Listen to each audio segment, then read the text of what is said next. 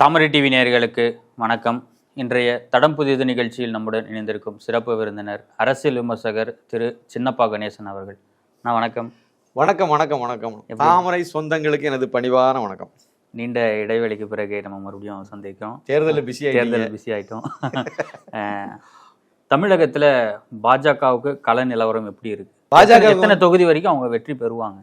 Okay, அதாவது இது என்னுடைய கணிப்புனா சில இந்த தொகுதிகளில் இருந்து கிடைச்ச தகவல்கள் நம்ம முதலிருந்தே கொஞ்சம் மைனூட்டாக நம்ம அதை வாட்ச் பண்ணிகிட்டே வரோம். ஒவ்வொரு தொகுதியும் குறிப்பிட்ட தொகுதி, எல்லா தொகுதியும் தமிழ்நாடு முழுக்க என்னால் பண்ண முடியல. குறிப்பிட்ட தொகுதியில் வந்து கொஞ்சம் அதிக கவனம் செலுத்தி அதை பார்க்கும்போது முதல்ல எப்படி இருந்துச்சு, அப்புறம் எப்படி மாறுச்சு, ஏன் மாறுச்சு, கிளைமேக்ஸில் வந்து என்ன நடந்துச்சு, எலெக்ஷன் இதில் ஓட்டுப்பதிவு அன்னைக்கு என்ன மாதிரியான சூழ்நிலை வந்துச்சு, இந்த அடிப்படையில் பார்த்ததை வச்சு நான் உங்களுக்கு ஒரு சின்ன தகவலை உங்களுக்கு சொல்கிறேன். எத்தனை தொகுதிகள் வந்து பாஜக உறுதியாக வெற்றி பெறதுக்கு வாய்ப்புள்ள தொகுதிகள், இல்லைனா 50-50 அந்த மாதிரி 2 கேட்டகரியில் நான் எடுத்திருக்கேன். உறுதியாக வெற்றி பெறும் அப்படிங்கிறதுல 10 தொகுதிகள் நான் வந்து எடுத்திருக்கேன் தமிழ்நாட்டில் பாஜக அணிக்கு. அதே மாதிரி 50-50ங்கிறதுல 8 தொகுதிகள் வந்து என்னுடைய முடிவில் வந்துச்சு. இந்த 10 தொகுதி இதெல்லாம் ஒன்று கன்னியாகுமரி, திருநெல்வேலி, தென்காசி, தேனி, ராமநாதபுரம், தென் சென்னை, தருமபுரி, வேலூர், கோவை, பொள்ளாச்சி. இந்த 10 தொகுதியும் வந்து பாஜக கண்டிப்பாக வெற்றி பெறும் அப்படிங்கிறது என்னுடைய கிடைச்ச தகவலை வச்சு நான் வந்து ஒரு இதை முடிவுக்கு வந்திருக்கேன். இன்னும் ஒரு 8 தொகுதி சொன்னோம் பார்த்தீங்களா, 50-50 அப்படிங்கிறது அது வெற்றி பெறதுக்கு வாய்ப்பு இருக்குது. ஆனால் அந்த பக்கமும் வாய்ப்பு இருக்குது. ஒரு நல்ல ஒரு போட்டியில் இருக்குது, உச்சக்கட்ட போட்டியில் இருக்குது. அந்த மாதிரி கூட நம்ம இதை எடுத்துக்கலாம். அந்த அடிப்படையில் பார்க்கும்போது பெரம்பலூர், கரூர், விருதுநகர், திருச்சி, சிதம்பரம், விழுப்புரம், திருப்பூர், நீலகிரி இந்த 8 தொகுதியும் வந்து பாதிக்கு பாதி வாய்ப்பு இருக்குது. அப்படின்னு பார்க்கும்போது நான் சொன்ன கணக்குப்படி பார்த்தீங்கன்னா முதல்ல ஒரு 10 வந்து உறுதியான வெற்றி. இது ஒரு 8க்கு ஒரு 4 வந்து கிடைக்க வாய்ப்பு இருக்குது. அப்படி எடுத்து பார்த்தா ஒரு 14 தொகுதி தோராயமாக நமக்கு கிடைக்கலாம். இது வந்து இறுதியானது முடிவானது அப்படிலாம் ஒன்றும் கிடையாது. குறைந்தபட்சம் இந்த இது கிடைக்கும்னு நான் நம்புகிறேன். இதில் நான் சொல்லாமல் விட்டதிலெல்லாம் கூட சில தொகுதிகள் வெற்றி பெறதுக்கு வாய்ப்பு இருக்குன்னு தான் அதுக்கு பிறகு சொன்னாங்க. இருந்தாலும் வந்து நம்ம என்னுடைய மனசுக்கு பட்டது, எனக்கு இந்த கருத்து அடிப்படையில் இந்த சூழ்நிலைகள் அடிப்படையில் வந்த இதிலெல்லாம் கன்னியாகுமரி தொகுதியெல்லாம் எடுத்துக்கிட்டிங்கன்னா முதலாவது வந்து அது வெற்றி பெறுங்கிற நம்பிக்கை எனக்கே கிடையாது. காங்கிரஸ் சார்பாக போட்டியிட்ட விஜய் வசந்துக்கு தான் வந்து அந்த கிறிஸ்துவர்கள் ஓட்டெல்லாம் அவருக்கு அதிகமாக டிரான்ஸ்ஃபர் ஆகிருக்கும் அப்படின்றதையும் அவங்க பதிவு பண்ணுறாங்க. ஆமாம், உண்மைதான். அதாவது எப்படின்னா நான் அங்கே உள்ள கள நிலவரத்தை சொல்கிறேன். அந்த மாவட்டம் தான், அதனால் வந்து எனக்கு நல்லா தெரியும். ரொம்ப வருஷமாக நம்ம அங்கே வாட்ச் பண்ணிகிட்டே இருக்கோம். அந்த கன்னியாகுமரி பாராளுமன்ற தொகுதியை பொறுத்த மட்டும் நீங்கள் சொன்ன மாதிரி குறிப்பாக நாடார் சமுதாயத்தில் பாதிக்கு பாதி கிறிஸ்தவங்க இருப்பாங்க. மாவட்ட அளவுலையும் பாதிக்கு பாதி இருக்கதா சொல்கிறாங்க. இருக்கலாம், அப்படி நமக்கு பாதிக்கு பாதினே வச்சுக்குவோம். ஒரு 16 லட்சம் ஓட்டு இருக்குது. 16 லட்சம் ஓட்டில் வந்து ஒரு 11 லட்சம் ஓட்டு வரைக்கும் அது பதிவாயிருக்குன்னு நினைக்கிறேன். இவங்க இதிலெல்லாம் மாற்றி சொல்லிட்டு இருந்தாங்க. நம்ம அது 11 லட்சங்கிறத நம்ம கணக்கில் வச்சுக்குவோம். தோராயமான கணக்கு தான். இந்த இதில் வந்து என்ன இது அப்படின்னா, பொன் ராதாகிருஷ்ணன் அவர்கள் வந்து 2014 19 வரைக்கும் 5 வருஷம் அவர் வந்து எம்பியாக இருந்தார். வாஜ்பாய் பீரியட்லேயும் அவர் வந்து அமைச்சராக இருந்தார், எம்பிஐ அமைச்சராக இருந்தார். அது அந்த சமயத்தில் தான் அங்கே இருக்கக்கூடிய ஒரே ஒரு மருத்துவக் கல்லூரி கொண்டு வந்தது அவர் தான் கொண்டு வந்தார். ஒரு ஆஸ்பத்திரி இருந்துச்சு கோட்டாரில், அதை மருத்துவக் கல்லூரி மருத்துவமனையாக தரம் உயர்த்தி இதெல்லாம் பண்ணி ஆசாரிப்பள்ளத்தில் கொண்டு போய் பிரம்மாண்டமாக ஒரு ஆஸ்பத்திரியை கொண்டு வந்தது அவர் தான் கொண்டு வந்தது. இதுமாதிரி நிறைய இதை பண்ணியிருந்தார் அந்த டைமில். அதுக்கு பிறகு அப்படின்னு நின்று போச்சு. திருப்பி 2014 அவர் வந்த பிறகு மத்திய அமைச்சரானார். அந்த நேரத்தில் நிறைய பாலங்கள் போட்டார். சுசீந்திரம் பாலம், இது மார்த்தாண்டம் பாலம், மிகப்பெரிய பாலம், பாரதிபுரம் பாலம் இதெல்லாம் ஒரு சின்ன நகரம் தான். நாகர்கோவில் வந்து ஒரு பெரிய மாநகர் கிடையாது, மாநகராட்சியாக வச்சுருக்காங்க. ஆனால் அது ஒரு சின்ன ஏரியா, நிறைய குறுகலான இடங்கள், கடுமையான டிராஃபிக். மார்த்தாண்டம்லாம் வந்து இங்கேருந்து அந்த இதில் அந்த சிக்னலை மார்த்தாண்டத்தை தாண்டி போக முடியாமல் ஃப்ளைட்டை விட்டவங்க நிறையா, உயிரை விட்டவங்களாம் நிறையா, ஆம்புலன்ஸே போயிடாது. அப்படியெல்லாம் நிறைய சம்பவங்கள் நடந்துச்சு. இவர் இந்த பாலெல்லாம் போட்ட பிறகு வந்து அது ஒரு பெரிய தீர்வு கிடைச்சிது. இதெல்லாம் பெரிய பெரிய ப்ராஜெக்ட் எல்லாமே இதை போட்டிருந்தார். சுசீந்திரம்னு நம்ம முக்கியமான புனிதமான இடம் தான். ஆனால் நாகர்கோவிலேருந்து கன்னியாகுமரி போனால் அந்த சுசீந்திரத்தை கிராஸ் பண்ணுறதுக்கு 1 மணி நேரத்துக்கு மேலாகும். காலையில் ஸ்கூலுக்கு போகக்கூடிய பிள்ளைகள் போயிடாது. ஏன்னா அது ஒரு சின்ன பாலம். ஒரு லாரி போகுதுன்னா இல்லை ஒரு பஸ்ஸு போகுதுன்னா இடையில எதிர்த்தாப்புல ஒரு சைக்கிள் கூட வந்துடுது. அதுக்கு ஒரு இன்னொரு பாலத்தை போட்டு அதை ஒன்வே ஆக்கி வர்றது கன்னியாகுமரியிலேருந்து நாகர்கோவில் போகிறவங்க புது பாலம் வழியாக போடுவாங்க.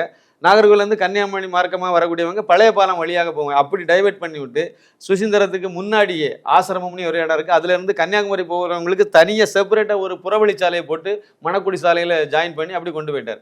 இது எல்லாமே பொன் ராதாகிருஷ்ணன் போட்டார். இன்னொரு முக்கியமான ஒன்று சொல்கிறேன்.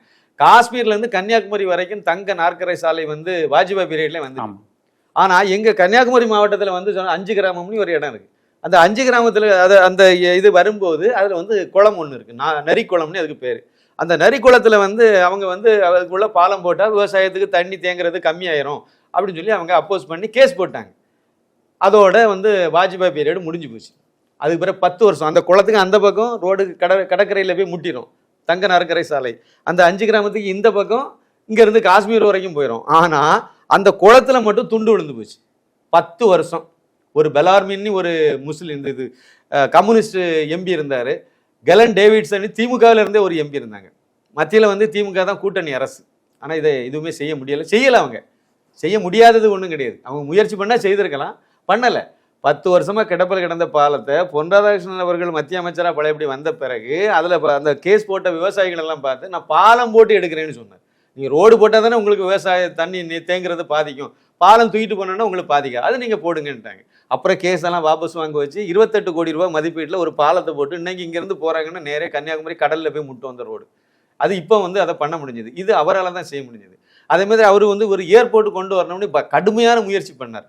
அதை அங்கே வந்து அந்த சுப உதயகுமார், அப்புறம் வந்து ஒரு எக்ஸ் ஐஏஎஸ் ஆஃபீஸர்லாம், இவங்களாம் என்னத்துக்கு ஐஏஎஸ் படித்தாங்களே நமக்கு தெரியல. அவங்களாம் இயற்கை ஆர்வலராக மாறிட்டாங்க. ஒரு ஏர்போர்ட்டு கன்னியாகுமரிக்கு எவ்வளவு முக்கியமானது. இப்போ கதறிட்டு இருக்காங்க. இது வந்து 2019 இந்த வேலையெல்லாம் பார்த்தாங்க, அவருக்கு எதிராக பிரச்சாரம் பண்ணி இதெல்லாம் செய்கிறாங்க. இப்போ வந்து மக்களுக்கே புரியுது கன்னியாகுமரிக்கு அவசியம் வந்து ஒரு ஏர்போர்ட் ரொம்ப ரொம்ப முக்கியம். இல்லைன்னா திருவனந்தபுரத்துக்கு அந்த பக்கம் போகணும், இல்லைன்னா இந்த பக்கம் தூத்துக்குடிக்கு போகணும். இப்போ அங்கே கன்னியாகுமரியில் இருந்தால் ரொம்ப சர்வதேச அளவில் ஒரு முக்கியமான இடம் தானே கன்னியாகுமரி. அப்போ அதுக்கு ஒரு ஏர்போர்ட் கண்டிப்பாக தேவை தானே. அப்போ இதை கெடுத்து குட்டி சோறாக்கணும், அவ்வளோ பேரும் அயோக்கிய பயில்வது தானே அப்படிங்கிறது இப்போ எல்லாத்துக்கும் புரிஞ்சு போச்சு. நீங்கள் வசந்தகுமாருக்கு ஓட்டு போட்டு அவரை வெற்றி பெற வச்ச போதும் அந்த நேரத்துலையும் ஒரு ரோட்டை வர இவரால் சரி பண்ண முடியல. அதாவது பஞ்சர் ரோட்டை கூட இவங்களால முடியலை. குண்டும் குழியுமா கிடந்தார். சாலையெல்லாம் அவர் போட்டார். அதில் சின்ன சின்ன வேலைகள் இருக்கும்ல, அதை கூட செய்ய முடியல. மாநில அரசுலேருந்து பண்ணலாம், மாநில சாலைகள் தேசிய சாலைகள் எல்லாம் இருந்துச்சு. இவங்க என்ன பண்ணினாங்க அப்படின்னா அப்பாவும் மகனும் வசந்தன் கோ அந்த இதனுடைய நிறைய கிளைகளை திறந்தாங்க.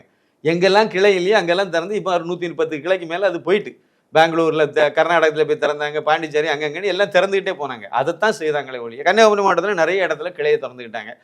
மக்களுக்கு எதுவுமே செய்யலை. இப்போ மக்களுக்கு வந்து ஓட்டு போட்ட அவர் ஆதரித்த மக்களுக்கு, அவருக்கு ஓட்டு போட்ட மக்களுக்கு பெரிய அதிருப்தி ஆயிட்டு. தமிழகம் முழுக்கவே எம்பிக்களுக்கு கடுமையான அதிருப்தி தான். அதில் கன்னியாகுமரி மாவட்டத்திலையும் பயங்கரமான அதிருப்தி. அந்த மாவட்டம் முழுக்க ஒரே தொகுதி தான், பாராளுமன்ற தொகுதி. அதில் கடுமையான அதிருப்தி வந்து போச்சு. அதிருப்தி வந்தனால என்னதான் பணத்தை கொடுத்து என்னதான் அள்ளி முன்னாடி வந்து ஒவ்வொரு சர்ச்சுக்கும் வந்து 15 லட்சம் 20 லட்சம் இப்படிலாம் கொடுத்தாங்க. சில அந்த கன்னியாகுமரியில் அகஸ்தீஸ்வரம் தான் அவருக்கு ஊர். அந்த அகஸ்தீஸ்வரத்தை சுற்றி இருக்கக்கூடியெல்லாம் வசந்தகுமார் போய் என்ன பிரச்சாரம் பண்ணார்னா, நானும் இந்து நாடார் தான், எனக்கு இந்த தடவை ஒரு வாய்ப்பு தாங்க, பொன் ராதாகிருஷ்ணனுக்கு ஏற்கனவே கொடுத்துருக்கீங்க, எனக்கு இப்போ ஒரு வாய்ப்பு தாங்கன்னு சொல்லி தான் பிரச்சாரம் பண்ணார் 2019. அதில் நிறைய மக்கள் வந்து இந்து நாடாரில் நிறைய ஓட்டு அவருக்கும் விழுந்துச்சு. அதுக்கு பிறகு பையனுக்கு வந்து அதே அனுதாபத்தில் அப்படியே போட்டாங்க.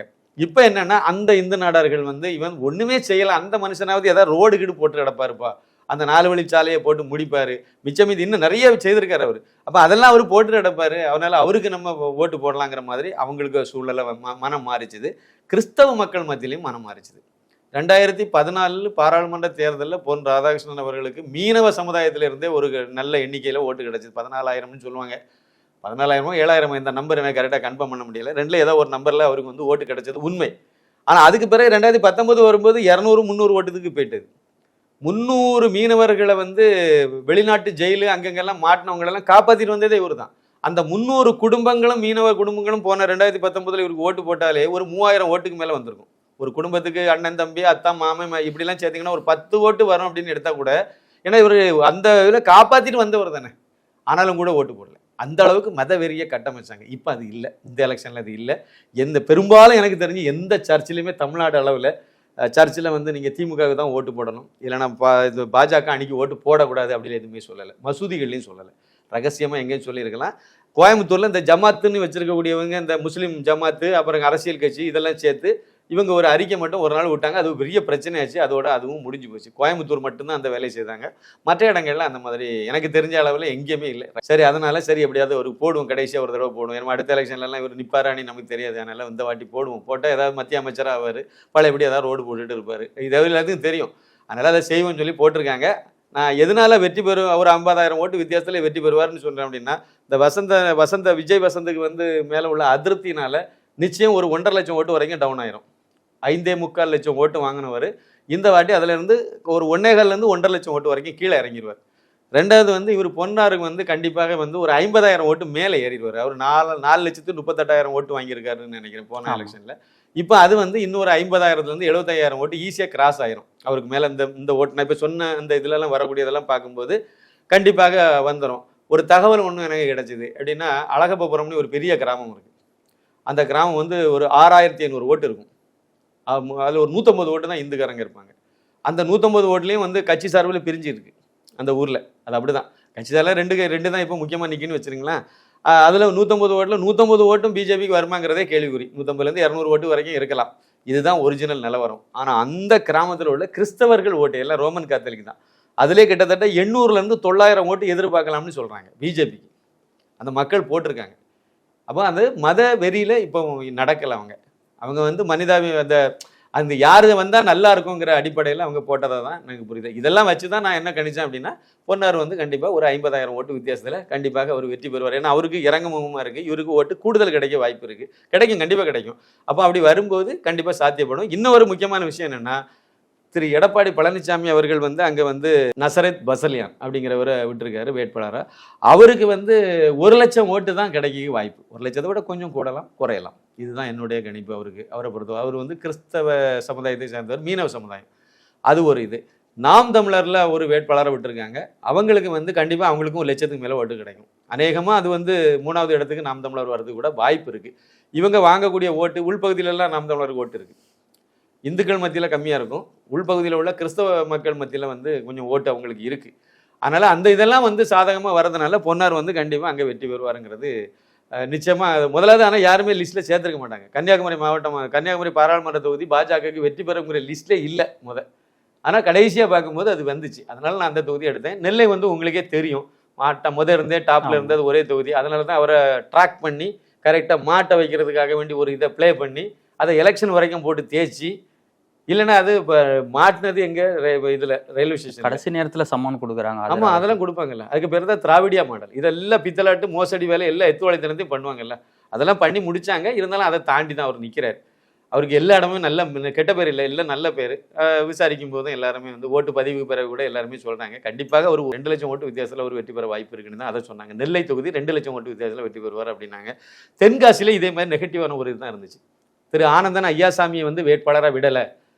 அதனால அது ஒரு பெரிய மைனஸ். அவரை விட்டுருந்தா நீங்கள் வந்து அதை அறிவிச்சா அடுத்த நாளே காலுக்கு மேலே காலு போட்டுட்டு வெற்றி பெறலாம் அப்படின்னு சொல்லிட்டு ஒரு இதை இருந்தே ஒரு அங்கே உள்ள மக்கள் அவர் ஏற்கனவே அந்த தொகுதியில் 1 வருஷம் கிட்ட வேலை பார்த்ததா வந்து சொல்லிட்டு இருந்தாங்க. ஆமாம், அந்த தொகுதியில் அவர் வந்து ஒரு தொழிலதிபர் ஒரு படிப்பாளி. அப்போ படித்தவர், நல்லா படித்தவர், அமெரிக்காவில் போய் இருந்து வேலை பார்த்தவர். அப்புறம் வந்து நம்ம ஸ்ரீதர் வேம்பு அவருக்கு கூடவே இருந்தவர். இதெல்லாம் அவருக்கு கெட்ட பேரே இல்லை எல்லா சமுதாய மக்கள் மத்தியிலும். அவர் பல்லர் சமுதாயத்தை சேர்ந்தவர். இவ்வளோ நிற்கிற எல்லாருமே பல்லர் சமுதாயத்தை சேர்ந்தவங்க தான். கிருஷ்ணசாமியாக இருந்தாலும் சரி தான், இல்லைன்னா ஜான் பாண்டியனாக இருந்தாலும் சரி தான், இல்லைன்னா வேறு மற்ற சமுதாயத்தில் இருக்கக்கூடியவங்க கூட, மற்ற கட்சியில் போட்டிக்கிறவங்க கூட பல்லர் சமுதாயம் தான். அதில் என்ன பெரிய விசேஷம் அப்படின்னா, அவர் நின்னாருன்னா அவருக்கு எல்லா முக்குலத்தோர் ஓட்டு நிறைய இருக்குது, நாடார் ஓட்டு இருக்குது, மற்ற சமுதாய ஓட்டுகளும் இருக்குது, கோனார் சமுதாய ஓட்டு இருக்குது, மூப்பனார் ஓட்டு இருக்குது, எல்லாமே நிறைய சமுதாயங்கள் அந்த இதில் வருது. பாஜகவுக்குன்னு நல்ல ஒரு பேஸ் உள்ள ஒரு தொகுதி தான் அது. இதனால அவருக்கு வந்து வெற்றி வாய்ப்பு அதிகமாக இருந்துச்சு. இருந்த சூழ்நிலையில் ஜான் பாண்டியன் வந்து தூத்துக்குடி பக்கத்தில் உள்ளவர். அப்போ அங்கேருந்து கொண்டு போய் நீங்கள் தென்காசியில் போடும்போது ஒரு அந்நியரை கொண்டு போய் போட்ட மாதிரி ஒரு இது. அப்புறம் வெளிப்படையாக பேசுகிறதா இருந்தால் ஜான் பாண்டியன், டாக்டர் கிருஷ்ணசாமி இவங்கெல்லாம் வந்து அந்த கட்சியை வளர்த்ததே வந்து ஜாதி ரீதி அப்படியே திருமாவளவன் மாதிரி தான். அப்போ பக்கத்தில் இருக்கக்கூடிய ஜாதி என்னது? முக்குலத்தோர். பெரும்பாலும் முக்குலத்தோரோட முட்டியே அவங்ககிட்ட பகையை உணர்வை வளர்த்து தான் கட்சி வளர்த்துட்டாங்க. இது வந்து 20-30 வருஷத்துக்கு மேலே இந்த வேலையை செய்து விட்டாங்க. திடீர்னு எப்படி வந்து முக்குலத்தோர் ஓட்டு உங்களுக்கு கிடைக்கும்? கிருஷ்ணசாமி 2019 அங்கே தோற்றதுக்கு காரணமே தான். இல்லைன்னா அவர் வெற்றி பெற்றிருக்க வேண்டியவர் தென்காசி தொகுதியில். ஏன் வெற்றி பெறலைன்னா, அந்த அங்கே இருக்கக்கூடிய அந்த முக்குலத்தோர் சமுதாயம் இருக்கக்கூடிய கிராமங்களில் பல இடங்களில் அவரை ஊருக்குள்ளே விடலை, எல்லையிலே நிப்பாட்டி விட்டாங்க. நீ ஊருக்கே வரக்கூடாதுன்னு தடுத்து விட்டாங்க டாக்டர் கிருஷ்ணசாமி. ஏன்னா அவர் தென்காசியில் இருந்து அரசியல் பண்ணவர். தென்காசியில இருந்தே லோக்கல்ல இருந்தே நேரடியாகவே எதிரியாகவே வளர்த்து வச்சுட்டார் அரசியலில். அப்படி வளர்த்து தான் அவருடைய ஓட்டு வங்கியை அவர் உருவாக்கி வச்சார். இப்போ இதனால என்ன பிரச்சனை வந்து போச்சுன்னா, அவருக்கு வந்து அந்த முக்குலத்தோர் ஓட்டு கிடைக்காதனால அவங்க வந்து கோபத்தில் வந்து இன்னொன்று எடப்பாடி பழனிசாமி மேலே அவங்களுக்கு ஒரு வெறுப்பு. அந்த முக்குலத்தோர் சமுதாயத்துக்கு எடப்பாடி பழனிசாமியை துரோகியாக பார்க்குறாங்க. அதனால அந்த வெறுப்பெல்லாம் சேர்ந்து இப்போ 2019 ஓட்டு போடல, டாக்டர் கிருஷ்ணசாமி ஓட்டு போடல, ரெட்டையிலே நின்று அவர் தோத்தார். இப்போ வந்து என்ன ஆச்சுன்னா ஆனந்தன் ஐயாசாமி வந்து எல்லா தரப்புலையும் நல்ல பேர் வாங்கிட்டார், நல்ல பிள்ளை ஆயிட்டார். அவருக்கு எந்த பகை உணர்வும் இல்லை, எந்த வெறுப்பு உணர்வும் இல்லை. அதனால 100% அவர் வெற்றி பெறுவாருங்கிறது உறுதியாக தான் இருந்துச்சு. அந்த நேரத்தில் ஜான் பாண்டியனை கொண்டு போய் போட்ட உடனே அது கொஞ்சம் எல்லாருக்கும் கொஞ்சம் வருத்தமாக போச்சு. அங்கே உள்ள முக்கியமான இதுக்கெல்லாம் வருத்தமாக போச்சு. என்ன இவரை கொண்டு போட்டிருக்காங்க, பழையபடி இது வெற்றி பெறக்கூடிய தொகுதியை வந்து தோக்க வச்சுட்டாங்க அப்படிலாம் பேசினாங்க ஆரம்பத்தில். அப்புறம் அவங்க கடுமையாக வேலை செய்தாங்க. டிடிவி தினகரன் அங்கே போய் பேசினார், நயினார் நாகேந்திரன் அங்கே வந்து தொகுதியில் போய் பேசினார். நயினார் நாகேந்திரன்லாம் பேசும்போது என்ன ஒரு வார்த்தையை பயன்படுத்தினார், அண்ணன் ஜான் பாண்டியன் அவர்களுக்கு நீங்கள் இங்கே போடக்கூடிய ஒவ்வொரு ஓட்டும் நெல்லை தொகுதியில் எனக்கு விழக்கூடிய ஓட்டுன்னு சொன்னார். நீங்கள் வந்து முக்குலத்தோர் வந்து இங்கே ஜான் பாண்டியனுக்கு நீங்கள் ஓட்டு போட்டிங்கன்னா திருநெல்வேலி தொகுதியில் உள்ள பல்லர் சமுதாயம், அதாவது தேவேந்திர குல வேளாளர் சமுதாயத்தை சார்ந்தவங்களாம் எனக்கு அவங்க போடுவாங்கங்கிறத அர்த்தம். அதை அவர் வந்து மறைமுகமாக இப்படியெல்லாம் பேசினார். டிடிவி தினகரனும் வந்து பேசினார், அங்கே வந்து பேசினார், பிரச்சாரம் பண்ணார் ஜான் பாண்டியனுக்காக. அப்போ அதெல்லாம் பண்ணி எடுத்து அப்படி அப்படியே வரும்போது சரி இப்போ ஓகே, மோடிக்காக, அண்ணாமலைக்காக, தாமரைக்காக, சரி ஜான் பாண்டியன் பரவாயில்ல. அவர் என்ன, ஜான் பாண்டியன் நேரடியாக அவங்களுக்கு பகை கிடையாது, அவர் தூத்துக்குடிக்காரர் தானே. இன்னொன்று அவரும் கீழே இறங்கி வந்துட்டார். ஜான் பாண்டியனுக்கு இன்னொரு பெரிய ப்ளஸ் என்னென்னா, அவர் கல்யாணம் பண்ணியிருக்கிறது வந்து நாடார் பொண்ணு, அந்த அம்மா. அது வந்து அங்கே வந்து இப்போ நாடார்னு செல்வி நாடார்னு சொல்லி தூக்கிட்டாலுங்க, நம்ம கையில் பெரிய உடன்பாடு கிடையாது. ஆனால் நாடார் செல்வி நாடார் தான் திருநெல்வேலியில் ரொம்ப பிரபலமாகவே நாடார் சமுதாயம்னா செல்வி நாடார்னு தான் சொல்லுவாங்க. அந்த செல்வியினுடைய சகோதரி தான், அது கூட பிறந்த சகோதரி இல்லை, ஆனால் அந்த முறைக்கு வந்து அது தங்கச்சி முறை. அப்போ அதனால வந்து அது இன்னொன்று அவங்க லாயர், ஒரு போல்டான ஆள். அங்கே பார் கவுன்சிலில் ஏதோ வைஸ் பிரசிடென்ட்னு நினைக்கிறேன் திருநெல்வேலியில். இதில் ஜான் பாண்டியனுடைய மனைவி, ஜான் பாண்டியனுடைய மகன் எல்லாருமே களத்தில் வேலை செய்திருந்தாங்க. இந்த இதில் உச்சகட்டமாக வேலை செய்தாங்க. எப்படி வந்து நீங்கள் தருமபுரி தொகுதியில் வந்து டாக்டர் அன்புமணியுடைய 2 பெண்களும் கடைசியில் 3வது அடுத்த பெண்ணும் இந்த டெலிவரிக்கு போனால் அந்த பொண்ணு கூட வந்துட்டு கடைசியில் 3 மகளும் அங்கேருந்து வேலை செய்தாங்க. இது புதுசாக இருந்துச்சு நமக்கு. அதே மாதிரி டிடிவி தினகரனுக்காக அவங்க மனைவி வேலை செய்தாங்க, பிரச்சாரம் பண்ணாங்க. அவங்க வந்து இதில் தேனியில் இதெல்லாம் பண்ணாங்க. இதில் டாக்டர் கிருஷ்ணசாமி, தயாநிதி மாறன் அவர்களுக்கும் அவங்க பொண்ணு மனைவியும் பிரச்சாரம் பண்ணியிருந்தாங்க. எப்போ இது நமக்கே தெரியலையே, களத்தில் பிரச்சாரம் பண்ணியிருந்தாங்க. கடைசி வேற வெளியில்லாமல் இறங்கிட்டாங்க. நான் தேடி பார்த்தேன், கண்ணில் படலையே. சரி இப்போ ஏதோ ஒன்று. அதனால இந்த எலெக்ஷன் அப்படி ஒரு வித்தியாசமாக இருந்துச்சு. இவங்க எல்லாம் வெளியே வராதவங்க எல்லாம் வெளியே வந்து நல்லா பிரச்சாரம் பண்ணாங்க. தேனி தொகுதி வந்து அதனால மாற்றம் அடைந்ததாக தான் நான் பார்த்தேன். மாற்றம் அடைஞ்சிட்டு, மாற்றம் வந்து சேஞ்ச் ஆகிட்டு, அப்படியே சேஞ்ச் ஆகி. இன்னொரு விஷயம் இருக்குது, இவங்க ஏன் அங்கே டாக்டருக்கு ஜான் பாண்டியனை எதுக்கு அங்கே கொண்டு விட்டாங்க அப்படின்னா அதுலேயும் ஒரு சின்ன சூட்சுமம் இருக்குது. அதுதான் நம்ம சாதாரணவங்களை விட கொஞ்சம் மேல் மட்டத்தில் இருந்து கரெக்டாக பண்ணியிருக்காங்கிறத நான் புரிஞ்சுக்கிட்டேன். என்ன தெரியுமா, ஜான் பாண்டியன் வந்து அந்த தொகுதியில் இங்கே வந்து கிருஷ்ணசாமி பெரிய ஆள் தான், இல்லைன்னு இல்லை, எங்கள் தென்காசி தொகுதியில். ஆனால் ஜான் பாண்டியன் வந்து சிவகங்கை வரைக்கும் நிற்கிறார். அவருடைய ஏரியா அந்த பல்லர் சமுதாயம் எங்கெல்லாம் தான் இந்த தேவேந்திர குல வேளாளர் எங்கெல்லாம் இருக்காங்களோ அங்கெல்லாம் இவர் ஹீரோவாக தான் இருக்கார். அப்போ ராமநாதபுரம் தொகுதியில் போய் பிரச்சாரம் பண்ணார் ஜான் பாண்டியன். யாருக்காக? ஓ பன்னீர்செல்வம் அவர்களுக்காக. அப்போ ஓ பன்னீர்செல்வம் அந்த தொகுதியில் நிறைய பேர் இருக்காங்க அவங்க சமுதாயத்தை. அது அவர் சொன்னால் அவங்க கேட்குற லெவலில் இருக்காங்க. அந்த இடத்துல அவர் தான் ஹீரோவாக இருக்கார்.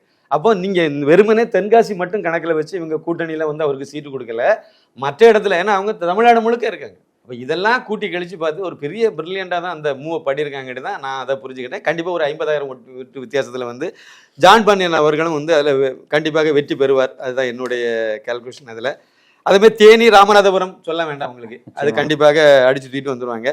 தருமபுரி உங்களுக்கு சொல்ல வேண்டியதில்லை. வேலூர் ஏசி சண்முகம் அவங்களாம் அடிச்சு தூக்கிட்டு வந்துடுவாங்க. கிட்டத்தட்ட அவர் 1,00,000 ஓட்டுக்கு வித்தியாசத்தில் தான் கண்டிப்பாக வெற்றி பெறுவார். கோவை, பொள்ளாச்சியும் அதே மாதிரி பாஜக வெற்றி பெறும். அதில் எந்த இதில் கோயம்புத்தூர் வந்து கண்டிப்பாக பாஜகவினுடைய மாநிலத்தில் எதிர்பார்த்துட்டு இருக்க ஒரு தொகுதி, விஐபி தொகுதியாக மாறி. தேர்தல் ஓட்டு பதிவு அன்னைக்கு அந்த ஒரு வார்டிலே வந்து 830 ஓட்டு வந்து அங்கே வாக்காளர்கள் பட்டியலேருந்து நீக்கியிருக்காங்க அப்படின்ற ஒரு குற்றச்சாட்டை வந்து வச்சுருந்தாங்க இல்லையா? கண்டிப்பாக. நான் வந்து என்னுடைய பார்வையில் வந்து என்ன அப்படின்னா, கோயம்புத்தூர் தொகுதியில் வந்து எப்படி பார்த்தாலும் ஒரு 3 லட்சம் ஓட்டு குறைந்தபட்சம் திரு அண்ணாமலை ஐபிஎஸ் அவர்கள் வந்து 3 லட்சம் ஓட்டு வித்தியாசத்தில் வெற்றி பெறுவாருங்கிறது என்னுடைய பார்வை. ஏன்னா நீங்கள் இன்னொரு அப்படி குறுக்க நீங்கள் பாருங்கள், அப்படியே மற்ற கட்சியில் நிற்கிறாங்க, திமுகவிலையோ இல்லைன்னா எடப்பாடி அவர்கள் வெற்றிருக்க வேட்பாளரோ, இவங்க எவ்வளோ ஓட்டு வாங்குவாங்கன்னு பாருங்கள். அதில் வந்து கண்டிப்பாக ஒருத்தர் வந்து அதுவும் ஏடிஎம்கேலேருந்து நிற்க வைக்கிற வேட்பாளர்லாம், எடப்பாடி அவர்கள் தெரிவித்திருக்க வேட்பாளர்லாம் ஒரு 2 லட்சம் ஓட்டை கிராஸ் பண்ணுவாங்க, அவ்வளோதான் வருது.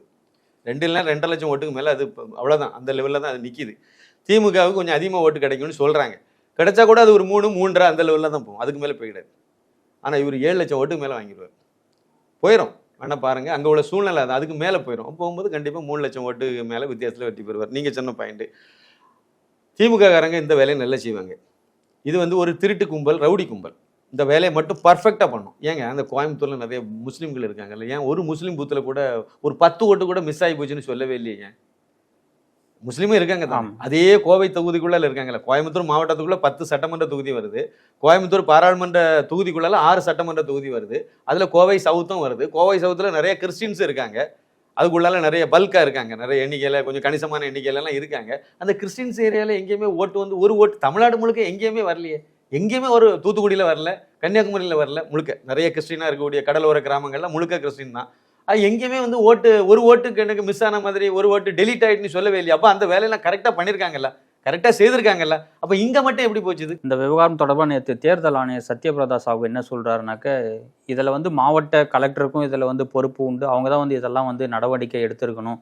அரசியல் கட்சிகளுக்கும் வந்து நாங்க இந்த லிஸ்ட் எல்லாம் கொடுத்துருக்கோம். நான் என்ன சொல்றேன்னா, அரசியல் கட்சி செய்ய வேண்டிய வேலையை, கலத்த வேண்டிய ஆணியை கலத்தல, அதை நான் ஒத்துக்கிறேன். பிஜேபி காரங்க செய்ய வேண்டிய வேலையை செய்யல, இவங்க செய்ய வேண்டிய வேலையை ஏன் செய்யலன்னு கேட்கிறேன். செய்யாம விட்டாங்களா? இல்லை எத்தனை பேருக்கு தண்டனை கொடுத்துருக்காங்க, எத்தனை பேருக்கு என்கொயரி பண்ணியிருக்காங்க, இது வரைக்கும் பண்ணல. ஈரோடு கிழக்கு தேர்தலில் அவ்வளவு ஒரு சின்ன சட்டமன்ற தொகுதி தானே சார், உங்களுக்கு தேவைன்னா நீங்க என்ன போஸ்ட் வேணாலும் கொண்டு இறக்கலாம், வீட்டுக்கு ஒரு தானே நிப்பாட்டலாம் சார், அவ்வளவு வாய்ப்பு இருந்துச்சுல்ல. ஒரு இதுதானே, எதுக்கு அந்த அளவுக்கு விட்டீங்க நீங்க? இங்க இவ்வளவு அநியாயம் நடந்திருக்கு. ஒரு தொகுதியில நாங்க ஒரு வார்டுலயும் நாங்க மறுதேர்தல் நடத்த மாட்டோம்னு அடம் பிடிச்சு சொல்றாரு, திமுறை பேசுறாரு. அது என்ன கணக்கு? ஒரு அதிகாரியா நடக்கல, அவரு திமுகவினுடைய மாவட்ட செயலாளராக நடந்துட்டு இருந்தாரு. அதானே உண்மை. இவ்வளவு எப்படி நான் என்ன கேட்கிறேன்னா, ஓட்டு போச்சுது இல்ல, 850 ஓட்டு சாதாரண ஓட்டாது. இப்ப ஏற்கனவே ஓட்டு உள்ளவன் செக் பண்ண மாட்டான் சார், எனக்கு ஓட்டர் ஐடி இருக்கு, நான் அதே அட்ரஸ்ல இருக்கேன், எனக்கு ஓட்டு இருக்கு அப்படின்னு சொல்லும்போது போன எலெக்ஷன்ல நான் போட்டிருக்கேன், அப்ப எனக்கு இந்த எலெக்ஷன்ல இருக்க தானே செய்யும். அதை எதுக்கு டெலிட் பண்ணணும்? நீங்க ஏன் டெலிட் பண்ணீங்க? செத்து போயிட்டானா டெலிட் பண்ணுங்க, ரைட்டு, அதை நீங்க கன்ஃபார்ம் பண்ணிருக்கணும்ல. அப்ப இதை எந்த அடிப்படையில இந்த 850 ஓட்டையும் டெலிட் பண்ணாங்க? அதுக்கு முதல் காரணம் சொல்லணும்ல அவங்க ஒரே இடத்துல. அப்ப பண்ணுனா அதுக்கு ஒரு காரணம் சொல்லிருக்கணும்ல, அந்த எவன் பண்ணுனாங்கிறத கண்டுபிடிக்கணும்ல, அவனுக்கு தண்டனை கொடுக்கணும்ல, அப்பதானே ஃபியூச்சர்ல பண்ண மாட்டான். அதுக்கு இந்த சத்யபிரகாஷ் சாஹூ என்ன வேலை பார்த்திருக்காரு, என்ன நடவடிக்கை எடுத்திருக்காரு? இவரு தானே தேர்தல் அதிகாரி தமிழ்நாட்டுக்கு, இப்ப செய்திருக்கணும்ல. அவரு ஏன் செய்யல அதை? அப்ப இவர் அங்க கொத்தடிமை வேலை பார்த்தனால செய்யல. இன்னொரு கேள்வி கேட்கிறேன், இதை ஏன் திமுக கண்டிக்கல?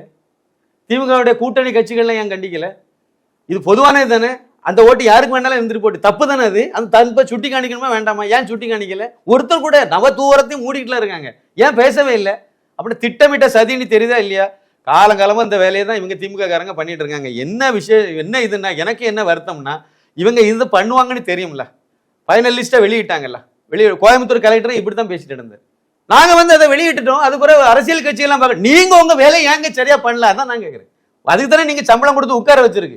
முடியாதுன்னு சொல்லுங்க, ஊபியில் உள்ளவங்களை வச்சு வேலை பார்ப்பாங்க, அவங்க கரெக்டா பார்ப்பாங்க. ஏன் கேரளாவில் மட்டும் எப்படி ஒழுங்கா வேலை நடக்குது, கர்நாடகத்தில் ஒழுங்கா வேலை நடக்குது, ஆந்திராவில் நடக்குது, பாண்டிச்சேரியில் கூட நடக்குது, தமிழ்நாட்டில் மட்டும் நடக்கலன்னா எவ்வளவு பெரிய தப்பு. நீங்க ஜனநாயக ரீதியா ஓட்டு போடுறவனுக்கு ஓட்டு நீங்க எடுக்கிறீங்கன்னா அது பெரிய படுகொலை தானே. அப்ப உங்களை பொது இடத்துல விட்டு சவுக்கால் அடிக்கணும். ஓட்டு போடுறதுக்கு முன்னாடி மட்டும் அவ்வளவு பிரச்சாரம் பண்றாங்க, விழிப்புணர்வு பிரச்சாரம் பண்றாங்க, 100% ஓட்டு போட வாங்கன்னு சொல்றாங்க. ஆனா இவ்வளவு பெரிய குளறுபடி நடந்திருக்கு.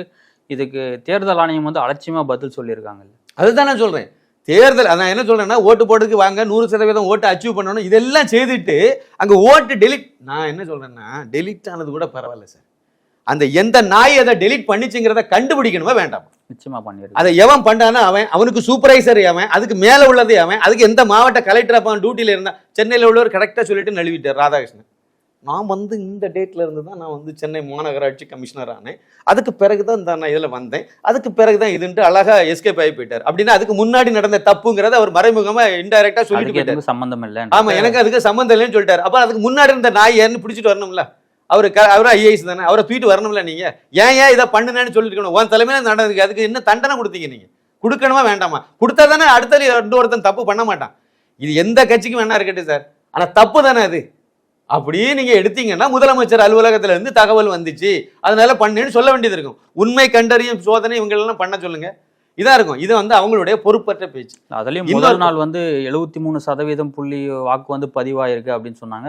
அடுத்த நாள் வந்து அது அப்படியே 3% கிட்ட அது வந்து குறைவா காட்டியிருக்காங்க. ஆமா, அது ஒரு மிகப்பெரிய எத்துவழி தானே ஏன்டா கேட்டீங்கன்னா. அது எப்படி சார் நடக்கும்? அது 8ன்னு சொல்லிட்டீங்க, 8 நம்பர் வந்ததுனால தான் 8ன்னு சொன்னீங்க, அப்புறம் எப்படி எது 7ஆ மாறும்? ஏதோ ஒரு பூத்துல அப்படி நடந்துனா கூட ஒரு சரி ஏதோ இதுல போயிட்டுன்னு சொல்லிடலாம். ஆனா தமிழ்நாடு முழுக்கவா அப்படி நடக்கும்? தமிழ்நாடு முழுக்க அப்படித்தானே நடந்திருக்கு. அதாவது 72% ஓட்டு பதிவுன்னு சொல்லிட்டீங்க, வட சென்னையில் 7% அதிகமாகி போச்சுன்னு சொல்லிட்டீங்க. மத்திய சென்னை தொகுதியில் 9% ஏதோ இன்க்ரீஸ் ஆகி போச்சு ஓட்டு பார்த்தா மத்திய சென்னையில் தான் வந்து தமிழ்நாட்டிலே வந்து குறைவான வாக்குப்பதிவு வந்து அங்கே நடந்திருக்கு. ஆமாம், மத்திய சென்னையில் இவங்க நைட்டு 7 மணிக்கு கொடுத்த இதுபடி டேட்டா படி 9% அதிகமாயிட்டு. தென் சென்னையில் 11% ஓட்டு அதிகமாயிட்டு. இவ்வளவு டேட்டாவை கொடுத்துவிட்டு அதுக்கு பிறகு ஒரு நாள் அது பிறகு திடீர்னு பார்த்தா நள்ளிரவில் வந்து இல்லை 64 தான், அப்புறம் இல்லை 69, 61 பாயிண்ட் இவ்வளவு எத்தனை டேட்டா இருக்கு. அதுக்கும் ஒரு விளக்கம் கொடுத்திருந்தாரு. கம்ப்யூட்டர் எல்லாம் போட்டு ஃபைனல் ஆன பின்னாடி தான் வந்து நாங்கள் வந்து இது அதிகாரப்பூர்வமாக சொல்லியிருக்கோம் அப்படின்னு சொல்லிட்டு அவங்க. ஆமாம், இவர் மட்டும்தான் யோக்கியர், கம்ப்யூட்டரில் போட்டு எல்லாம் பண்ணார். அந்த மேற்கு வங்காளத்தில் பண்ணவன் கம்ப்யூட்டரில் போடல, ராஜஸ்தானில் பண்ணவன் கம்ப்யூட்டரில் போடல, அசாமில் பண்ணவன் கம்ப்யூட்டரில் போடல. எல்லா இடமும் அதிகாரிகள் தானே இருக்காங்க, அங்கெல்லாம் வந்து கரெக்டான டேட்டா கிடைக்குது. தமிழ்நாட்டில் மட்டும் இதுன்னா அது அந்த ஆப்ஸில் தப்பு இல்லைல்ல. எல்லா பூத்துல இருந்து நாங்கள் ஆப்ஸ் கொடுத்தோம், ஆப்ஸில் இருந்து அவங்க அப்டேட் பண்ணாங்க.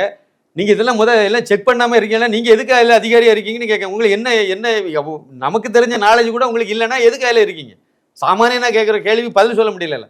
எத்தனை ப்ரெஸ் மீட்டை ஒரு நாளைக்கு கேன்சல் பண்ணார்? 3 ப்ரெஸ் மீட்டை கேன்சல் பண்ணார். எதுக்கு பண்ணார்? இது தப்பு நடந்தாச்சு, சொல்லிட வேண்டியது தானே, இதான் தப்புங்க, தப்பு சேர்ந்தவங்க மேலே நடவடிக்கை எடுக்க போகிறோம் சொல்லுங்க. நீங்கள் இது வரைக்கும் சொல்லலையே. இது சாதாரண விஷயமா? ஓட்டு எப்படி டெலிட் ஆச்சு அது தப்போ அதே மாதிரி தான் இதுவும். தப்பான டேட்டாவை எப்படி கொடுக்க முடியும்? ஒவ்வொரு பூத்துலையும் நீங்கள் ஆப்ஸ் கொடுத்துட்டீங்க. அவங்க கிட்ட என்ன அந்த காலையில் 9 மணினா 9 மணி நிலவரப்படி எத்தனை பேர் ஓட்டு போட்டிருக்காங்கிறத தானே உங்களுக்கு என்ட்ரி கொடுக்க முடியும். அது எப்படி இல்லைன்னு எப்படி சொல்ல முடியும்? 11 மணிக்கு எப்படி கொடுத்தீங்க, 1 மணிக்கு எப்படி கொடுத்தீங்க, 3 மணிக்கு எப்படி கொடுத்தீங்க, 5 மணிக்கு எப்படி கொடுத்தீங்க? இது எல்லாமே அங்கேருந்து டேட்டா தானே. அது 10 கொடுத்தா 10 வந்து விழப்போகுது. ஏன்னா கம்ப்யூட்டர் எப்படி போய் சொல்லும்? 15 கொடுத்தா எங்கேயோ ஒரு இடம் எரர் நடக்கும். 10 கொடுக்க நான் 15 கொடுத்துட்டேன், இல்லை 15 கொடுக்க 150 கொடுத்துட்டேன், ஒரு 0 அடிஷனலாக ஆட் ஆகிட்டு ஏதோ ஒரு தப்பு நடந்து போச்சு, டைப்பிங் மிஸ்டேக்னு சொல்லலாம். எங்கேயோ ஒன்று தானே சார் நடக்கும். இது கனிமொழிக்க தொகுதியில இருந்து, அந்த தருமபத்தினி தொகுதியில இருந்து எல்லா இடமும் நடக்குது. அதை விட கொடுமை அங்கே என்னது, தூத்துக்குடியில் மட்டும் எதுக்கு ராத்திரி 12 மணி மேலே வரைக்கும் எதுக்கு அங்கே ஆச்சுது டேட்டாவை கொடுக்கறதுக்கு? அதில் என்ன இருக்கு? அப்போ ஏதோ ஒரு தப்பு நடந்திருக்குல்ல. எலெக்ஷன் முடிஞ்சு எல்லாத்தையும் வெளியே போக வச்சுட்டு அதுக்கு பிறகு உள்ள இருந்து நீங்க கள்ள ஓட்டு போட்டீங்கன்னு நான் சொல்றேன். அதுக்கு தானே இந்த கேப்பை உருவாக்கியிருக்கீங்க. இல்ல, பாஜக மாநில துணைத் தலைவர் நாராயண திருப்பதி அவர் வந்து தன்னுடைய சமூக வலைதளங்களை பதிவு ஒன்று போட்டிருந்தாரு. கொளத்தூர் தொகுதியில வந்து பூத்தை கேப்சர் பண்ணிட்டாங்க, அங்க வந்து எங்களுக்கு மறு வாக்குப்பதிவு வந்து நடத்தணும் அப்படின்றத ஒரு பதிவு பண்ணி. ஆமா, அதான் எலெக்ஷன் முடிஞ்ச உடனே என்ன தெரியுமா சார், இவனு ரொம்ப நாளாக இவங்கெல்லாம் ஒரு கோரிக்கை வச்சுட்டே இருந்தாங்க. எங்களுக்கு வந்து ஓட்டுப்பதிவு எந்திரத்துக்கு மேலே சந்தேகம், அதை வந்து பண்ணக்கூடாதுன்னு சொல்லிகிட்டே இருந்தாங்க. எதுக்கு? ஓட்டுச்சீட்டு தான் வேணும். உலகத்தில் அந்த நாட்டு பின்னாடி போயிட்டு எந்த நாடும் எக்கேடு போட்டு, நம்ம நாட்டில் நிறைய நடக்குதா, தொழில்நுட்பத்தில் முன்னேறி இருக்கும், எல்லாம் கொண்டு வரோம். அப்புறம் என்ன திருப்பி ரிவர்ஸில் போய் கற்காலத்துக்கு ஏன் போகணும்னு ஆசைப்படுறாங்க? ஒரே ஒரு காரணம் தான், ஓட்டு சீட்டு நீங்கள் கொடுத்தீங்கன்னா கண்டமேனிக்கு கள்ள ஓட்டு போடலாம். எல்லா தமிழ்நாடு முழுக்க போட்ட கும்பல் இது, இஷ்டத்துக்கு போட்டுக்குவாங்க. இப்போ வந்து அது போட முடியல, மெஷின் வந்ததுனால கள்ள ஓட்டு போட முடியுது. எப்படி போட முடியுதுன்னா, ஓட்டுப்பதிவெல்லாம் முடியுது வரைக்கும் பொறுத்திருந்து ஏன்னா பூத்தை கேப்சர் பண்ணேன்னா நீங்கள் அப்படி தான் பண்ண முடியும். உள்ளே இருக்க ஒன்றை விலைக்கு வாங்கி. இப்போ அங்கே ஒரு சிக்கல் என்னென்னா, பூத்தில் வச்சிருக்கக்கூடியவனை வந்து நீங்கள் விலைக்கு வாங்கினா எல்லா கட்சிக்காரனும் சுயேட்சையெல்லாம் விலைக்கு போயிட்டான்னு வச்சுக்கிடுங்க. மற்றவங்க கட்சிக்காரனை விலைக்கு வாங்கணும். ஒன்று நாம் தமிழரும் உள்ளே இருக்கான், பிஜேபி காரனும் உள்ள இருக்கான். 2 பேர்த்தையும் நீங்கள் விலைக்கு வாங்கணும். அப்புறம் எடப்பாடி விட்டுருக்க வேட்பாளருக்கும் நீங்கள் ஆள் இருக்கும், அது விலைக்கு போயிருவாங்க. ஒன்று விட்டுருங்க, ஏன்னா அவங்கள பங்காளி தான், ஈஸியாக விலைக்கு வாங்கிட முடியும், சூழ்நிலையை பொறுத்து அனுசரிச்சிருவாங்க. ஆனால் பாஜக காரனை விலைக்கு வாங்கணுமே, அப்புறம் நாம் தமிழரில் உள்ளவனு விலைக்கு வாங்கணுமே. பாஜக இல்லாத இடத்துல கூட நாம் தமிழர் இருக்கும். இந்த கிறிஸ்டின் முழுக்க இருக்கக்கூடியது, முஸ்லீம் முழுக்க இருக்கக்கூடிய ஏரியாக்கள்லாம் கூட பல இடங்கள்ல அவங்களுடைய பூத் எண் ஏஜென்ட் இருந்தாங்க, இல்லைன்னு சொல்ல முடியாது. பிஜேபிக்கு எல்லா இடமும் இருக்குன்னு நம்ம சொல்ல முடியாது. முழுக்க கிறிஸ்டின், இல்லைன்னா மேல் விசாரம், இல்லைன்னா வந்து வடகரை, இந்த மாதிரிப்பட்ட கிராமத்துக்குள்ளால நுழைஞ்சிங்கன்னா, காயல்பட்டணம் இங்கெல்லாம் போனீங்கன்னா அங்கே பிஜேபிக்கு அங்கே யாருமே கிடையாது. அந்த இடத்துல கூட நாம் தமிழருக்கு உள்ள நுழைஞ்சிருக்கு, கொஞ்சம் இருக்குது உள்ளால. அப்போ அதில் உருப்படி அவங்களையும் விலை போகிறதுக்கெல்லாம் வாய்ப்பு இருக்கும். இந்த மாதிரி அடர்த்தியான இருக்கிறதெல்லாம் பூத்து கேப்சர் பண்ணிடலாம். சரி, அதை விடுங்க. மற்ற இடத்துல அப்படி கேப்சர் பண்ணால் கூட ஓட்டுப்பதிவு முடிவு வரைக்கும் வெயிட் பண்ணி அதிகாரிகள் துணையாக இருக்கணும், உள்ளே இருக்க பூத் இன்னேஜென்ட் துணையாக இருக்கணும். எல்லாரும் ஒத்துழைச்சா நீங்கள் வந்து கள்ள ஓட்டு போடலாம். மெஷின் தானே, நீங்கள் வந்து கையெழுத்து எவனுக்கு கையெழுத்தானாலும் நீங்களே போட்டுக்கலாம். அதுக்கு பிறகு மை வைக்க வேண்டிய அவசியம் இல்லை. நீங்கள் அழுத்தினீங்கன்னா பட்டன்லாம் அங்கே விழப்போகுது, ஆன் ஆக போகுது, ஓட்டை ப்ரெஸ் பண்ணிங்கன்னா விழுந்துகிட்டே இருக்க போகுது. இதை கூட நீங்கள் வந்து செக் பண்ணலாம், அது ஒரு பக்கம் இருக்கட்டும். ஆனால் இந்த மாதிரி கள்ள ஓட்டு நீங்கள் எத்தனை மணிக்கு போடுவீங்க? சாயந்தரம் போடுவீங்க. அப்போ காலையிலேருந்து டேட்டா கொடுக்கும்போதே அதை அதிகமாக கொடுத்துடணும். 100 ஓட்டு பதிவாயிருக்குன்னா 115, 200 ஓட்டு மத்தியானம் 11 மணி நிலவரப்படி 200 ஓட்டு பதிவாயிருக்கு, 230, ஒரு 30 ஓட்டை எக்ஸ்ட்ரா சொல்லிடணும். அப்படியே மெயின்டைன் பண்ணிட்டு வரணும். அது கடைசியில் வரும்போது 100 ஓட்டு வந்து எக்ஸஸாக இருக்கும். அந்த 100 ஓட்டையும் கடைசியில் போட்டு குத்திட்டா டேலி ஆயிரும். இப்படி ஒரு பிளானில் தான் இதை கொடுத்துருக்காங்க.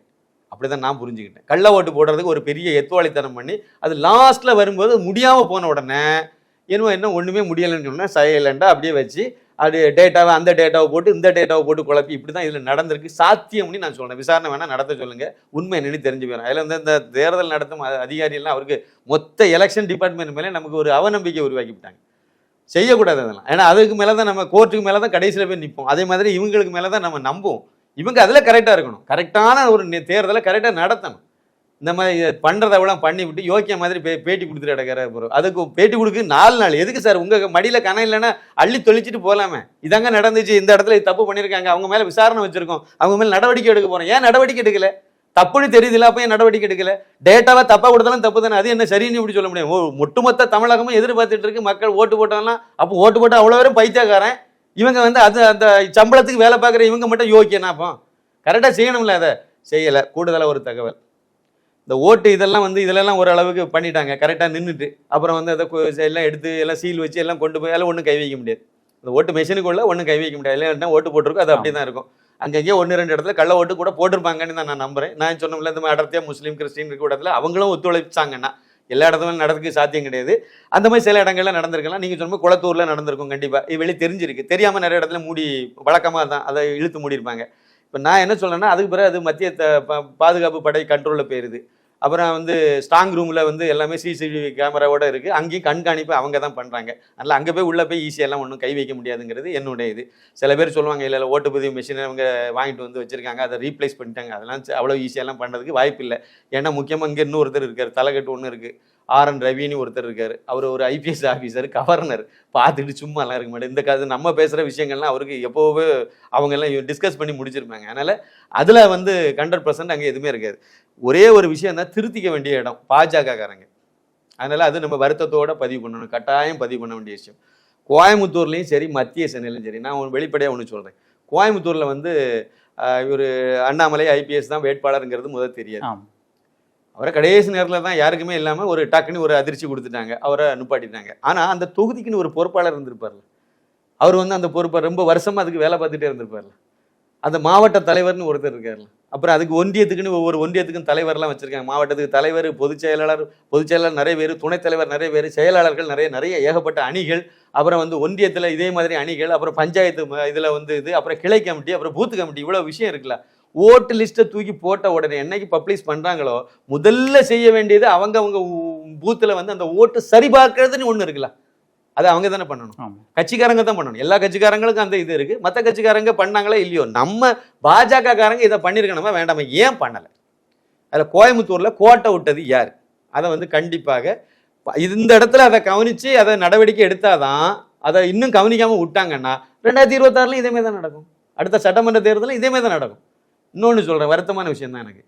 மத்திய சென்னையில் வந்து வினோஜ் பி செல்வன் தான் நிற்க போகிறாருன்னு சொல்லி அவர் ரொம்ப நாளாகவே அந்த வேலையெல்லாம் தொடங்கிட்டார். அவர் நீங்கள் பாருங்கள், இந்த மழையில் தண்ணியில் மிதக்கும் போதும் சரி, மற்ற அது அந்த ஏரியாவுக்குள்ளே தான் அவர் எல்லா வேலையும் ஆக்டிவிட்டீஸ் எல்லாம் பண்ணியிருப்பார். அப்போ அந்த தொகுதியில் அவர் நிற்க போகிறேன்னு அவருக்கு தெரியுமில்ல. இவர் இதுக்கு முன்னாடி சட்டமன்ற தேர்தலில் துறைமுகம் தொகுதியில் நின்று தோற்றவர் தானே, அந்த அனுபவம்லாம் இருக்குல்ல. இவர் வந்து அந்த ஓட்டர்ஸ் லிஸ்ட்டை ஏன் செக் பண்ணல? எல்லா பூத்துலையும் சரியா இருக்கான்னு ஒரு கிராஸ் செக் பண்ணியிருக்கணுமா வேண்டாமா? லிஸ்ட்டு போட்ட உடனே யார் வேணாலும் அவர் இல்லாமல் இன்னொரு தடவை கூட நின்று போட்டோம், குஷ்போ இல்லை வேற யாருக்கு கூட கொடுத்துட்டு போட்டோம். ஒரு இதுக்கு சொல்கிறேன், உதாரணத்துக்கு சொல்கிறேன். ஆனால் அவங்க டியூட்டியை அவங்க செய்திருக்கணுமா வேண்டாமா? சரி, கீழே உள்ள பூத்து கமிட்டிக்காரன் செய்யலைன்னா அதை கண்டுபிடிக்க வேண்டியது அதுக்கு மேலே உள்ளவங்க தானே. அது அவங்களும் அதை செய்யலைன்னா அதுக்கு மேலே மாவட்ட தலைவருங்கிற லெவலில் இருக்கவங்க தானே. அதுக்கு மேலே எல்லாத்துக்கும் பொறுப்பாக இருக்கக்கூடிய நீங்கள் தான் வேட்பாளராக நிற்க போகிறீங்க. நீங்கள் அதை செய்திருக்கணுமா வேண்டாமா? ஏன் செய்யலை? அப்போ நம்ம ஆளுக்கு மேலேயும் தப்பு இருக்குது. நீங்கள் இதை கவனிக்கலை. நீங்கள் மேலோட்டமான அரசியல் பண்ணீங்க. அவரு நான் உதாரணத்துக்கு தான் சொன்னேன், எல்லாத்துக்கும் சேர்த்து தான் சொல்றேன். பாஜக எல்லா கட்சியுமே இதை கவனிச்சிருக்கணும் இல்லை, எல்லா கட்சியும் கவனிச்சிருக்கணும். அதை நம்ம அவரை பார்க்க வேண்டிய அவசியம் இல்லைன்னு சொல்றேன். திமுக காரன் அவன் கரெக்டாக இருக்கான். அவன் வந்து எல்லாம் முஸ்லீம் ஏரியாவா, நமக்கு தான் ஓட்டு, கரெக்டாக இருக்கா? அவருக்கு அரசு ஊழியர்களும் துணையாக இருக்காங்க, மாவட்ட கலெக்டரும் துணையாக இருக்காங்க, கொத்தடிமை வேலை பார்க்குறாங்க. இப்படி எல்லாருமே அவங்களுக்கு துணையாக இருக்காங்க. அவங்களுக்கு அதனால அது ரொம்ப சுலபமாக போகுது. அனுபவம் இருக்குது, கட்டமைப்பு இருக்குது, எல்லாமே அவனுக்கு இருக்குது, நமக்கு இல்லை. இப்போ நம்ம தானே கொஞ்சம் அதிகமாக எஃபோர்ட் போட்டு வேலை செய்யணும். இந்த இடத்துல நம்ம கோட்டை விட்டது கோட்டை தான், அது இல்லைன்னு சொல்ல முடியாது, நியாயப்படுத்த முடியாது. இது வந்து 90களிலே நாங்கள் ஊரில் பண்ணிட்டு நடந்த வேலை. போது இதை போட்டுட்டு அன்னைக்கு இந்த வசதியெல்லாம் கிடையாது. இன்றைக்கி வந்து லேப்டாப்பை தூக்கி வச்சுட்டு செக் பண்ணிட்டு போயிடலாம். அன்றைக்கி அப்படியெல்லாம் கிடையாது. நீங்கள் பிரிண்ட் அவுட்டை கொடுக்கணும், கொடுத்த பிறகு தான் தூக்கிட்டு போய் ஒவ்வொரு வீட்லேயே போய் இந்த வீட்டில் எத்தனை ஓட்டு இருக்குன்னு பார்த்து இதெல்லாம் இருக்கான்னு செக் பண்ணி இருக்கு இல்லைன்னு கண்டுபிடிச்சி அதுக்கு பிறகு தான் நீங்கள் வந்து யாருக்கு இல்லைன்னு கண்டுபிடிச்சி யாருக்காவது விடுபட்டு போச்சுன்னா அதை ரெண்டாவது கொடுக்கணும். நம்ம அப்படியெல்லாம் நடந்திருக்கு. 90களில் நடந்தது கிட்டத்தட்ட 34-35 வருஷத்துக்கு பிறகு இப்போ செய்ய முடியாதா? இப்போ எவ்வளவோ டெவலப் மொபைல்ல இருந்தே பார்த்துட்டு போயிடலாமே, அவ்வளோ வசதி இருக்குல்ல. அப்படின்னா இனிமே வரக்கூடிய தேர்தலையாவது இது சரியானபடி இவங்க செய்யலை அப்படின்னா பழையபடி இதே சர்க்கிளில் தான் நிற்பா. சரியா செய்வாங்கன்னு நம்ம நம்பலாம். செய்யணும்.